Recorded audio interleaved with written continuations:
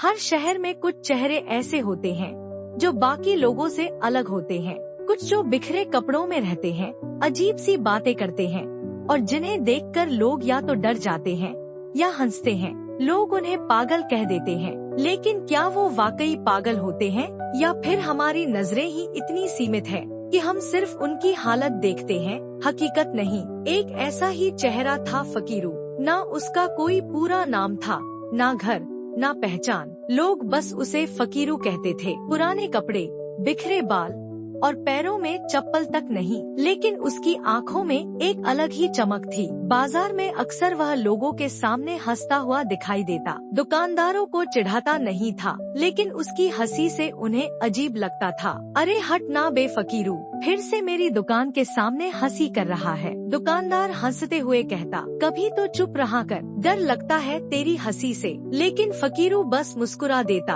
और धीरे से बुदबुदाता, डरना उन्हें चाहिए जो झूठ में जीते हैं, सच्चाई तो बस मुस्कुराती है। रोज एक लड़का स्कूल से लौटते हुए उसे देखा करता था। नाम था आरव, 12 साल का मासूम सा बच्चा। एक दिन वो रुक गया और फकीरू से पूछ बैठा, बाबा, सब आपसे डरते क्यों हैं? आप हंसते क्यों रहते हो जब कोई आपको गाली देता है? फकीरू ने उसकी तरफ देखा, फिर धीरे से बोला, बेटा, जब लोग तुम्हें पहचान नहीं पाते तब या तो वो डरते हैं या हंसते हैं। आरव ने फिर पूछा, पर आप कौन हो? फकीरू बस मुस्कुरा दिया, बोला, शायद वो जो किसी वक्त बड़ा आदमी था। कुछ पल को फकीरू की आंखों में कुछ चमक सी आ गई, जैसे कोई भूली हुई यादें आंखों के सामने आ गई हो, जैसे कोई ऐसा राज जिसे वो बताना तो चाहता है लेकिन दुनिया समझ नहीं पाएगी। रात को जब बाजार की चहल पहल थम जाती और मंदिर की सीढ़ियाँ खाली हो जाती, तो वही फकीरू वहाँ बैठकर अपनी पुरानी फटी डायरी में कुछ लिखता रहता।